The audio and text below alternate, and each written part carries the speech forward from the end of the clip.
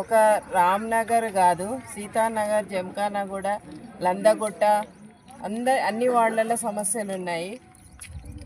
నేను వీళ్ళు చెప్పిన సమస్యలు ఖచ్చితంగా తీరుస్తానని ప్రజల సమక్షంలో తెలియజేస్తున్నాను. నాకు ఒకసారి అవకాశం ఇవ్వమని ఇక్కడ రామ్నగర్ ప్రజలందరినీ చేతులు ఎత్తి దండం పెడుతున్నాను. మీరు అవకాశం ఇచ్చిన తర్వాత నేను చెప్పిన పనులన్నీ ఖచ్చితంగా చేస్తాను. మీరు కాలనీకి యువకులకు ఏం చెప్తారు? మీరు గెలిచినాక ఏం చేపిస్తుంటారు?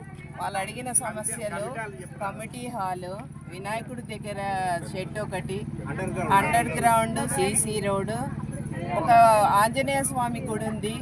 ఇట్లాంటి పనులు చేయాల్సినవి చాలా ఉన్నాయి.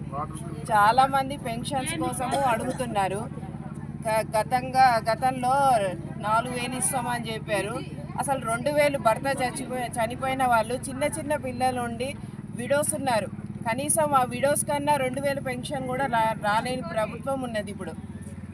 గతంలో ఈ 2,000 ఎంబటే భర్త చనిపోయిన వాళ్ళకి విడో పెన్షన్స్ ఎంబటే శాంక్షన్ అయినాయి. కానీ ఇప్పుడు 3 సంవత్సరాలు 4 సంవత్సరాలు అయినా కూడా ఒక్క కొత్త పెన్షన్ రాలేదు.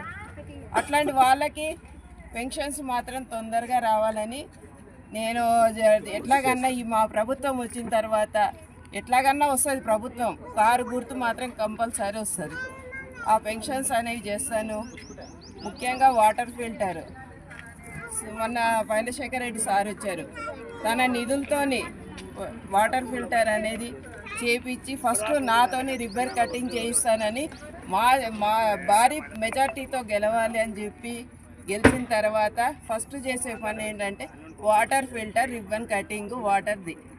తర్వాత community hall, CC road, under drain, ఇట్లాంటి పనులు చాలా ఉన్నాయండి.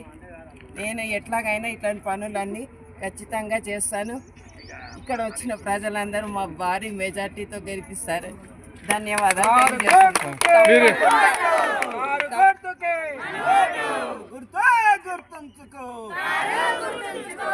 తప్పకుండా మనది 1వ నెంబర్, సీరియల్ నెంబరు, కారు గుర్తు మీద ముద్ర వేసి అందరికీ